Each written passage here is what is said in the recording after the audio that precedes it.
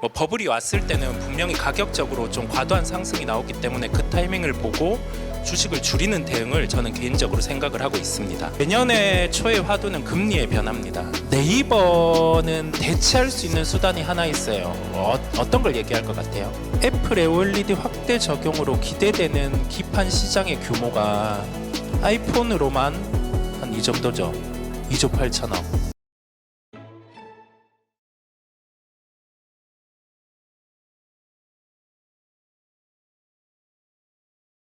2024년도 증시 전망을 어떻게 보시나요? 지금 미국 시장 같은 경우가 우리가 예상한 부분보다 지수의 상승 속도가 빠릅니다. 그렇다 보니까 10년물 국채 같은 경우가 보면 우리가 대표적으로 장이 조정 나올 때 금리가 올라가는 단계에서 시장이 조정이 나왔거든요. 그런데 이게 지금 한 3%대 후반까지 낮아지는 단계에서 지수는 10% 이상 반등이 나왔어요. 그렇다 보니까 지수가 지금 빠른 상황입니다. 그랬을 때 우리나라가 금리 인하를 단행할 때 물가 수준에 따라서 다를 수 있는데 지금 물가 수준이 유지되면서 금리 인하를 하면 시장은 조정이 나올 수 있어요. 그렇다 보니까 지금은 뭐 한 번의 버블이 남아 있기는 하겠지만은 그 버블이 왔을 때는 주식 비중을 조정하는 대응으로 좀 생각을 하고 있고요. 그 버블은 어떤 형태로 올지는 지금 예측은 할 수는 없어요. 그런데 뭐 버블이 왔을 때는 분명히 가격적으로 좀 과도한 상승이 나오기 때문에 그 타이밍을 보고 주식을 줄이는 대응을 저는 개인적으로 생각을 하고 있습니다. 자, 그러면 그런 상태에서 다시 한번 좀 정리를 하죠. 네. 2024년도 지금의 이 12월 달의 상승 분위기가 어느 정도까지는 좀 이어질 거라고 보세요? 적어도 1월까지는 이어질 걸로 보고 있고요. 그 뒤에는 잘 모르겠어요. 잘 모르겠다는 표현이 왜 이런 말씀을 드리냐고 하면은 시장을 상고하거나 뭐 상저하거나 그렇게 예측할 필요는 없습니다. 제가 늘 말씀드리는 부분처럼 가격 지표에서 흐름이 나타나기 때문에 그런 부분을 보면서 제가 계속 업데이트를 드리려고 해요. 하루하루 시장은 변합니다.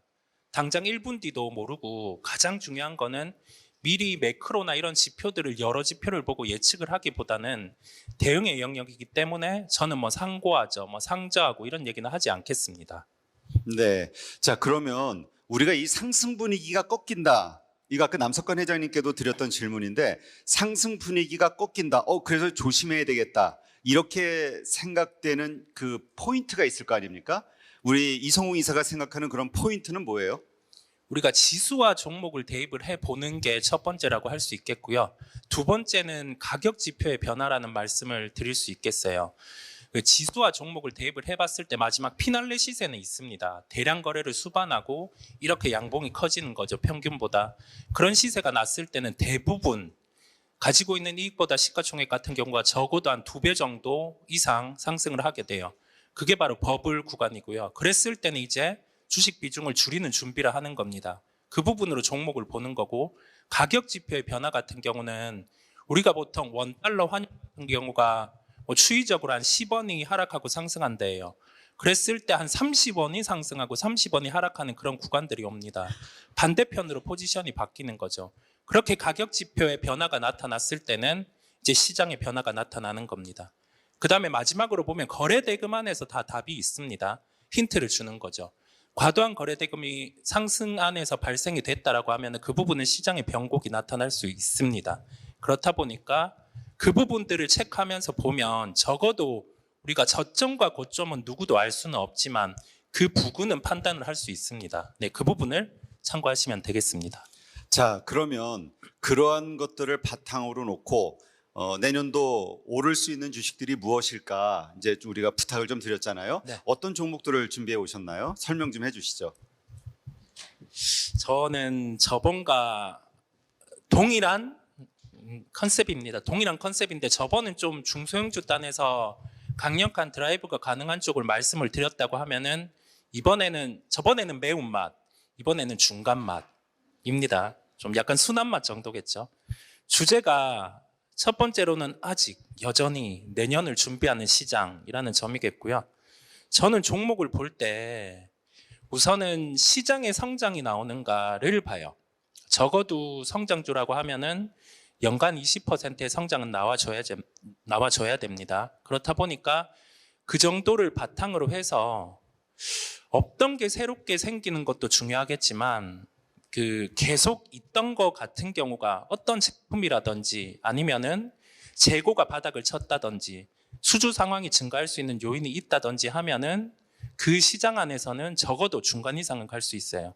저번은 이제 좀 뭐 1등 이쪽을 달리는 기업들을 말씀드린다고 하면은 이번에는 중간 이상 갈 수 있는 기업을 준비를 해왔습니다. 그렇다 보니까 가치 매력에서 매출 확대 가능성이 있는 기업을 첫 번째로 준비를 했고요.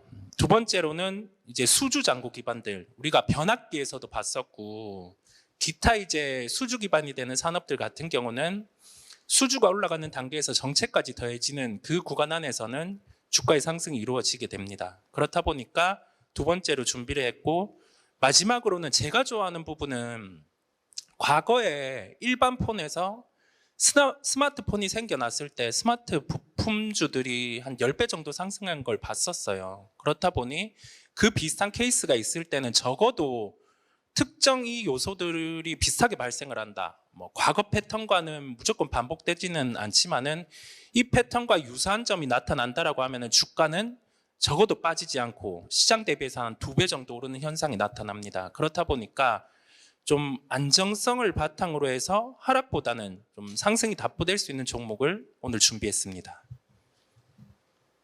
네. 자, 그럼 그 종목들 준비하신 거 하나씩 한번 좀 설명을 해 주시죠. 1월에 어떤 종목을 선택해야 될까라고 할 때 시장에서 제 생각보다는 빠르게 금리 변화가 나타났고 시장은 금리보다 더 빠르게 반등을 한 상황입니다. 저의 의문은 과연 미국 시장이 여기에서 조정이 나왔을 때 우리나라 시장이 버틸 수 있는가라는 점을 초점을 맞췄고요. 그랬을 때 지금 큰 시장에서 변화는 어떤 점이 나타나면서 시장의 변화까지 나타날 수 있는가에 초점을 맞췄어요. 그랬을 때는 내년의 초의 화두는 금리의 변화입니다. 그렇다 보니 저는 금리의 변화 안에서 가장 수혜를 볼 수 있는 쪽을 초점을 맞췄고, 그러면서 실적 부담이 없는 쪽을 초점을 맞췄어요. 실적 부담이 없다라고 하면 어떤 표현이냐라고 하면 주가가 상승하기 이전에 매출액이나 영업이익 같은 경우와 현재를 대입을 해봤을 때 밸류 부담이 없는 구간이겠죠. 네이버를 보면 2019년에서 2020년도의 밸류 같은 경우가 지금 정도 주가 수익 비율은 동일한 위치에 있습니다. 카카오는 조금 비싸죠. 삼성 SDS 같은 경우는 부담이 없는 구간입니다. 아프리카 TV 같은 경우도 부담이 없는 구간인데, 네이버와 아프리카 TV의 차이를 말씀드려보면 아프리카 TV 같은 경우는 성장의 정체가 나타나고 있죠. 여기에 더해져서 성장을 답보할 수 있는 매출자의 확대죠. 만약에 해외로 진출해서 우리나라 초기의 플랫폼의 성장을 보여준다라고 하면은 아프리카 TV 같은 경우는 멀티플이 올라가면서 주가가 올라갈 수 있습니다. 확인의 구간이 필요한 거죠. 그런데 변수가 있을 때 주가는 오르기는 해요. 뭐 트위치가 우리나라에서 서비스를 중단하면서 여기에서 실적이 좋아질 수 있는 가능성을 통해서 주가는 한번 올랐거든요. 그런데 아직 실적으로는 보여주지 못했어요. 그러면 조금 더 편하게 우리가 볼 수 있는 게 좀 밸류에 대한 부담이 없고, 여기에서 앞단의 시장이 새롭게 열리는 쪽이겠죠. 뭐 AI 쪽으로, 뭐 생성형 AI 요즘에 얘기 많이 하는, 그랬을 때 새로운 플랫폼들을 가지고 온 구글 같은 경우가 주가가 여기에서 한 단계 레벨업이 되는 것처럼 그 비슷한 케이스가 있을 때 주가는 여기에서 올라갈 수 있을 거라는 생각을 해보면서 첫 번째로는 네이버입니다. 네, 종목을 네이버를 가지고 왔고요. 조금 실망하실 수도 있을 것 같아요. 저번에는 좀 중소형주단의 강력한 종목을 말씀을 드렸는데 내년 시장을 조금은 보수적인 관점으로도 본다는 점을 말씀을 드려봅니다. 실적은 네이버 주가가 2019년, 20년도에 이렇게 강하게 상승을 했습니다. 이때 시장의 특성은 금리 같은 경우가 뭐 하락기이기도 했지만 이렇게 매출액의 성장이 나타나는 구간 초입에서 네이버 같은 경우는 주가 같은 경우가 이렇게 강했고요. 그러면서 영업이익률 같은 경우가 같이 올라가기 시작을 했습니다. 그런데 자, 지금 상황에 왔을 때 금리 인상기였어요. 매출이 올라가는 건 보여줬는데 영업이익은 정체에 있었습니다. 그러면 시장 안에서 지금 네이버에게 바라는 건 뭐냐면, 자, 밸류 매력이 있는 거는 분명하죠. 밸류 매력이 있는 구간 안에서 지금 과거에는 검색 엔진이라든지 광고로 대부분의 수익을 확보했다라고 하면은 지금은 하나의 가능성은 열어놓은 겁니다. 그 AI 환경이겠죠. 여기에서 출시한 그 제품에 대해서 이제 시장 점유율을 어떻게 해 나가는지에 따라서 네이버의 주가는 달라질 수 있습니다. 그러면 핵심은 뭐냐라고 하면은 매출액 성장은 당연히 나타나야 됩니다. 그랬을 때 네이버가 여기에서 주가가 30만 원 아니면 전고점을 가기 위해서 필요한 거는 영업이익률이 10% 후반 나오는 거를 보여줘야 됩니다. 그러면 우리가 10% 후반의 실적이 나오기 위해서는 뭐가 필요하냐라고 하면은 지금 출시한 생성형 AI 플랫폼에 대해서 우리나라 외 해외에서 매출의 증대를 보여줘야 돼요. 자, 네이버의 주장은 지금 그렇습니다. 우리는 한글로 인해서 습득한 그런 학습한 데이터가 있기 때문에 챗 GPT 3.5, 4보다 한글 면에서는 강하다라는 점으로 얘기를 해요. 그런데 반대로 우리는 생각을 해보면 한글 외에 영어로 GPT 3.5, 4가 학습한 부분에 대해서는 아직 못 따라간단 말이거든요. 그러면 국내에서 파이는 늘 수 있는데 그 한계는 영업이익률이 10% 중반이란 말이죠. 그러면 주가는 보통 한 25만 원, 30만 원 구간까지는 오를 수 있습니다. 해외 매출이 늘어나는 걸 보여주는 구간을 확인을 하면서 주가는 이제는 전고점으로 갈 수 있는 환경이거든요. 자, 밸류 매력은 있는데 제가 네이버에 대해서 매력적이기는 하지만 확인해야 될 부분은 이제 출시한 플랫폼에 대해서 해외 매출이 어떻게 나오는지 그 여부를 같이 체크를 해보려고 합니다. 그러면서 이 부분은 저희가 늘 얘기한 것처럼 어떤 분기별로 업데이트 또는 주간으로 업데이트 이 부분을 계속 드리려고 해요. 잃을 게 없는 구간이다 보니까 우선 첫 번째로 네이버를 말씀드리게 되었습니다. 네, 사실 그 네이버 워낙 지겨운, 그러니까 오래전서부터 들고 있으신 분들이 지겹다고 카카오나 네이버 파시는 분들이 좀 있어가지고 아까도 말씀드렸지만 방송 중에 이거 지금 팔 때일까에 대한 의문을 자꾸 저도 제기를 하고 있습니다만, 네, 하여튼 우리가 좀 이렇게 과거는 지워버리고 지금 시점으로 생각해서 더 들고 갈 만한, 더 오를 만한 주식이냐 아니냐 이걸로 좀 판단을 해야 될 것 같습니다. 하여튼 디신 분들 안 좋은 트라우마 때문에 그런 거겠죠. 또 다시 내려갈까봐. 어쨌건 긍정적으로 보고 있다니까 이런 것도 좀 잘 참고하시고요. 혹시 어느 정도까지 상승할 수 있을 거라고 이렇게 생각하시나요? 이건 지나봐야지 알겠지만. 아까 녹여서 말씀을 드렸는데 우선 우리나라에서 이제 플랫폼을 출시를 하고 여기에 대해서 우리나라 기준에서 시장 점유율을 기본적으로 네이버 목표만큼 갖고 간다라고 하면은 30만 원까지는 상승이 가능하고요. 영업이익률을 10% 후반까지 가지고 간다는 건 내포하고 있는 의미가 뭐냐라고 하면은 적어도 동남아라든지 이쪽 해외 쪽으로 이 플랫폼 상품이 확장이 돼야 됩니다. 그랬을 때는 이제 전고점을 갈 수 있는 그런 구조를 갖고 있습니다. 조금 주식 같은 경우가 하루하루 하면은 저는 쉬운 날이 없었어요. 단 하루도 쉽지 않았는데 어떻게 하면 조금 더 간소하게 쉽게 좀 접근할 수 있을까라고 했을 때는 저만의 매출 영업이익을 도출할 수 있는 그런 부분을 가장 팩트에 가깝게 한번 가져보는 거예요. 그랬을 때는 주가의 예측은 큰 의미가 없지만은 가깝게 팩트 기반으로 그 부분을 가져가면 좀 어느 정도의 예측은 가능합니다. 물론 틀릴 수 있지만은 51%이 정도로 확장을 하면 더 좋겠죠. 그런 부분을 감안했을 때는 아까 국내로는 30만 원, 해외 확장이 된다면 전고점 가능한 구조입니다. 네, 자, 그 다음 종목은 뭐죠? 많이 말씀드린 종목인데 다시 때가 왔기에 한 번 더 말씀을 드리는 종목입니다. BHI예요. 우리가 지금 신재생 에너지에 대해서는 시장에서 좀 등한시되고 있습니다. 자, 금리 인하가 돼서 미국 시장에서는 태양광 주식이 반응을 하고 있고 그다음에 풍력 주식이 반응을 하고 있는 상황입니다. 그런데 두 업종 다 어떤 게 필요하냐라고 하면은 금리 인하는 비용의 측면만 낮춰주는 측면이다 보니까 큰 의미가 없습니다. 실제 발전 단가 부분이 적어도 화석연료보다는 유리해야 되고 그러면서 수요가 뒷받침돼야 되는데 태양광은 모듈 가격 같은 경우가 아직 반등이 나오고 있지 않아요. 뭐 와트당 0.3달러에서 0.4달러 박스권이기 때문에 그 부분은 수요가 아직 진작이 안 됐다는 의미를 말하고요. 풍력 같은 경우는 해외 정책이 뒷받침돼야 됩니다. 그랬을 때 먼저 해소돼야 되는 거는 우리가 발목을 잡았던 해외 수주의 부분이 다시 재개되는 걸 확인하고도 접근을 해도 된다라는 시각이고요. 신재생에너지는 가장 핵심은 정책입니다. 그랬을 때 BHI 같은 경우는 많이 말씀드려서 아시겠지만 원전과 관련된 보조기기 파트 사업을 합니다. 전체 원전이 한 기가 수주가 되면 보조기기 파트의 매출은 한 20% 정도를 차지를 합니다.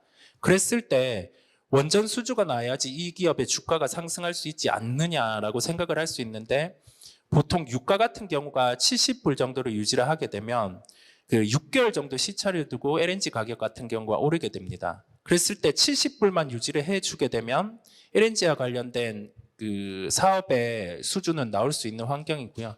지금 최대의 수주 잔고를 나타내고 있는 상황인데 주가 같은 경우는 뭐 원전의 수주의 가능성이 낮아져 있기에 빠져 있단 말이죠. 그랬을 때 여기에서 이제 수주 잔고를 보는 플레이를 하는 주체 같은 경우가 이 부분을 이제는 볼 거고 그러면서 유가가 70불이 유지되면은 적어도 1분기부터는 이제 뭐 LNG와 관련된 부분의 수주도 가능합니다. 그렇다 보니까 2023년 정도 지금 예측치는 이렇게 2023, 4년 정도의 영업이익률이 유지된다라고 보는데 적어도 올해보다는 한 20% 성장은 나올 수 있고요.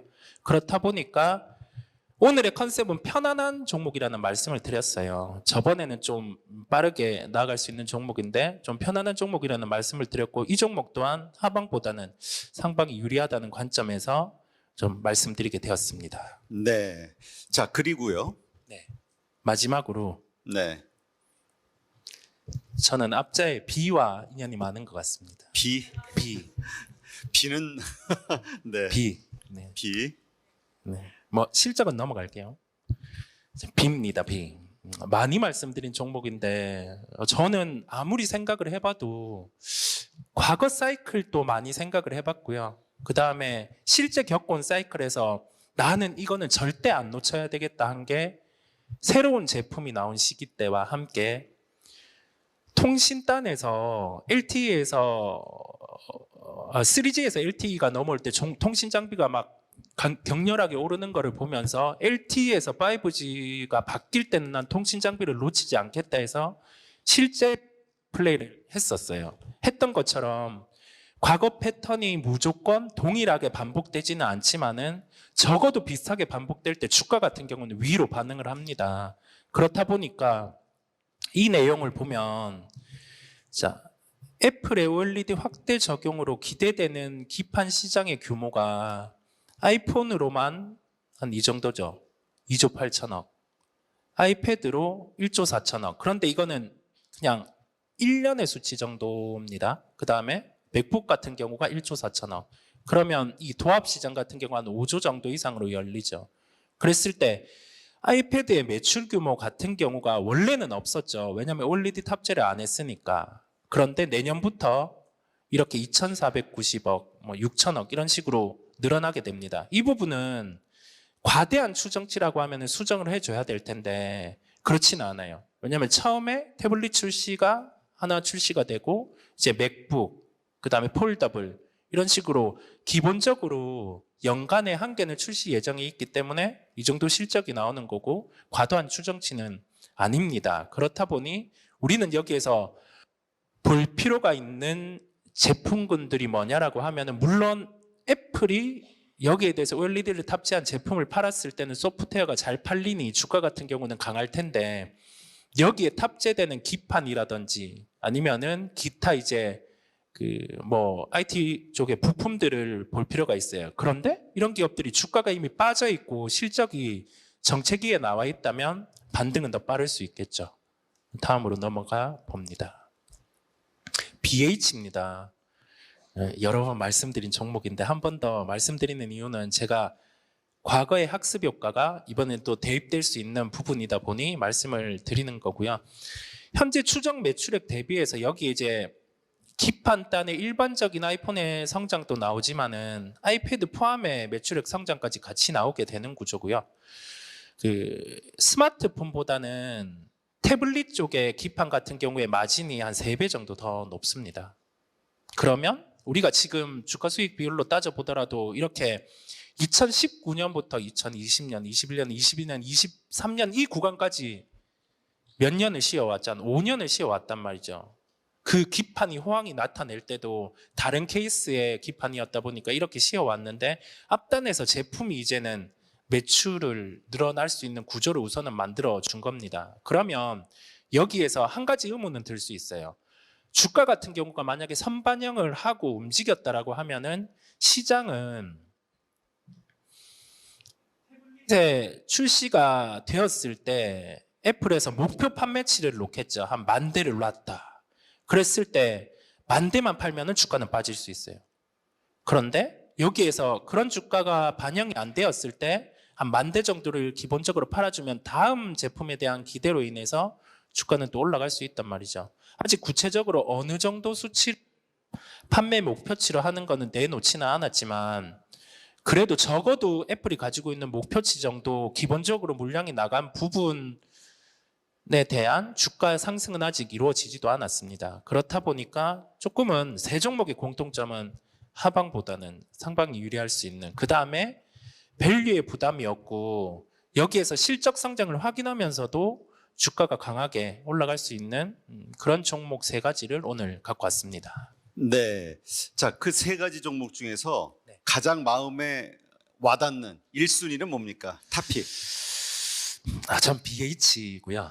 예, BH를 1순위로 갖고 있고, 자, 네이버는 대체할 수 있는 수단이 하나 있어요. 어떤 걸 얘기할 것 같아요? 카카오? 그렇지 않습니다. 저는 남들과 똑같이 않습니다. 네. 저 마음속으로 때렸어 나를. 저는 남들과 아닙니다. 다른 분들이 더 뛰어나신데 저는 삼성 SDS. 네. 아, 왜냐하면 그 우리가 구글에서 보면 이번에 제미나이라는 플랫폼을 출시를 했습니다. 했을 때 자, 소프트웨어를 외부에서 이제는 가지고 오지 않아요. 내재화를 시킨단 말이죠. 그러면 네이버가 이번에 삼성이랑 협력을 하는데 원래 삼성 SDS에서 외부의 소프트웨어를 가지고 이 부분 AI단을 구현을 하려고 했는데 직접 내재화로 이제 진행을 합니다. 그러면 뭐 당연히 좀 달라질 수 있겠죠. 이 부분은 계속 확인하면서 우리가 얘기하는 걸로 말씀을 드립니다. 네. 그러니까 BH라는 거죠? 네, BH입니다. 얘기 듣다 보니까 네이버인 줄 알고. 네. 네. 언제나 반전이 있습니다. 알겠습니다. 우리 가족분들께 투자와 관련해서 정말 꼭 드리고 싶은 말씀이 있다 하면 한 가지만 마무리하죠. 주식은 쉬운 게 아닙니다. 저도 아까 말씀드린 것처럼 매일매일이 힘들고 한데 한 계단씩 나아지는 것 같아요. 뭐 언제나 고난이 있지만 한 계단씩 나아지는데 지금 여기 오신 분들과 함께 한 계단씩 저희가 나아지는 걸로 하면서 매일매일 제가 응원하겠습니다. 감사합니다.